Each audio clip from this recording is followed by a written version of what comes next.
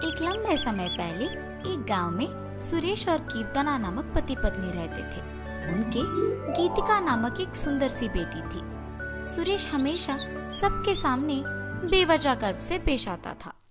एक दिन शाम के समय में कीर्तना उनके घर पे वड़ा पाव बनाती है। कीर्तना, तुम्हारे हाथ का ये वड़ा पाव सच में बहुत स्वादिष्ट है। और इतने में उनके घर सुरेश के रिश्तेदार आते हैं। अरे सही समय पे आए हैं, मेरी बीवी अभी अभी गर्मा गर्म वड़ा पाव बना रही है, बहुत स्वादिष्ट है। कीर्तना, जरा मेरे रिश्तेदारों के लिए भी वड़ा पाव बना के ले आना। जी अभी लाई।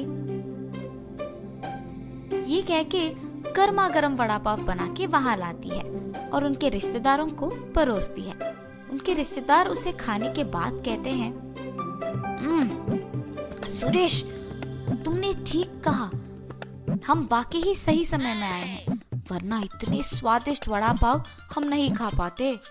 मेरी बीवी जब भी वड़ा पाव बनाती है ऐसे ही एकदम स्वादिष्ट वाले ही बनाती है, इसीलिए जितने भी बार बनाती है मैं उन्हें उतने ही प्यार से खाता हूँ।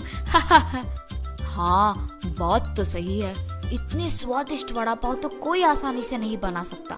अगर तुम्हारी बीवी ने दुकान लगाया तो लोग खरीद के खाएंगे ने। हाँ नरेश, अगर मैं इतना स्वादिष्ट वड़ा पाव बनाती तो पक्का दुकान लगा देती। अगर मैं अपनी बीवी के साथ एक वड़ा पाव का दुकान शुरू करूंगा तो सभी वही आके खाएंगे और उन्हीं स्वादिष्ट वड़ा पाव के बारे में सारा गांव बात करेगा। ये एक अच्छा सोच है। ऐसे ही उसके रिश्तेदारों के जाने के बाद भी उसी विचार के बारे में सोचते रहता है। तब कीर्तना को नजर आता है कि उसके पति किसी सोच में पड़े हैं। उनके पास जाकर कहती है, क्या हुआ जी, किस चीज के बारे में इतना सोच रहे हैं आप? कीर्तना, तुमने तो सुना है ना कि मेरे रिश्तेदारों ने क्या कहा, हम हमारे घर के सामने ही एक वड़ा पाव का दुकान लगाएंगे। तब मेरे रिश्तेदारों के ही तरह इस गांव के सारे लोग उसी के बारे में बात करेंगे। ठीक है, आपके विचार के अनुसार ही हम वड़ा पाव बना के बेचेंगे, लेकिन आपको अब से ऐसे बेवजह गर्व की बातें करना बंद करना पड़ेगा। अगर आप इसी बात को मानकर अपने बर्ताव को बदलने का वचन देंगे तो ही हम ये व्यापार शुरू करेंगे। हाँ, अब अगर मैं अपनी बीवी की बातों को नहीं मानूंगा तो वो शायद व्यापार शुरू करने के लिए नहीं मानेगी और मेरे ख्यालों के अनुसार कुछ नहीं होगा। ठीक है कीर्तना, तुम्हारी इच्छा के ही अनुसार मैं अपना बर्ताव बदलूंगा। हम कल से ही वड़ा पाव बना के बेचेंगे। और ऐसे ही वो बाहर जाकर वड़ा पाव की तैयारी के लिए जरूरी सामग्री लेकर आता है। और अगले दिन नरेश उनका दुकान शुरू करके उसकी बीवी को वड़ा पाव बनाने के लिए कहता है। कीर्तना उसके पति के बातों के अनुसार ही वड़ा पाव बनाना शुरू करती है। स्वादिष्ट और गर्मा गर्म वड़ा पाव, आइए बाबू आइए। ऐसे जोर जोर से चिल्लाने के कारण उस तरफ जाते हुए सारे लोग आकर्षित होकर उसके दुकान आते हैं और वड़ा पाव लेके उन्हें खाने लगते हैं। सुरेश, वड़ा पाव तो बहुत गर्म और स्वादिष्ट है। हाँ, अब तक मैंने इतने स्वादिष्ट वड़ा पाव कहीं नहीं खाया है। हाँ, मेरी पत्नी बहुत अच्छा वड़ा पाव बनाती है, उसकी तरह तो और कोई नहीं बना सकता है। ऐसे उनको वड़ा पाव देकर उनसे पैसे लेता है। उस रात को जब बैठ के वो आए हुए पैसों की गिनती करने लगते हैं तो कीर्तना कहती है,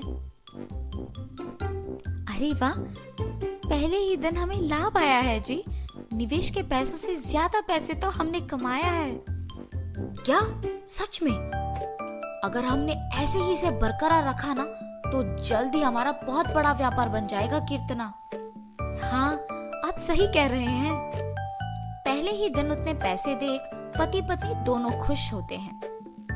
ऐसे ही वो हर रोज उनके सोच के मुताबिक वड़ा पाव बना के उसे बेचते हैं और कुछ ही दिनों में उनका व्यापार अच्छा चलने लगता है।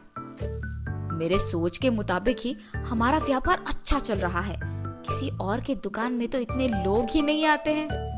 कुछ दिन पहले शुरू करने के बावजूद हमारा व्यापार बाकियों से बहुत बेहतर चल रहा है।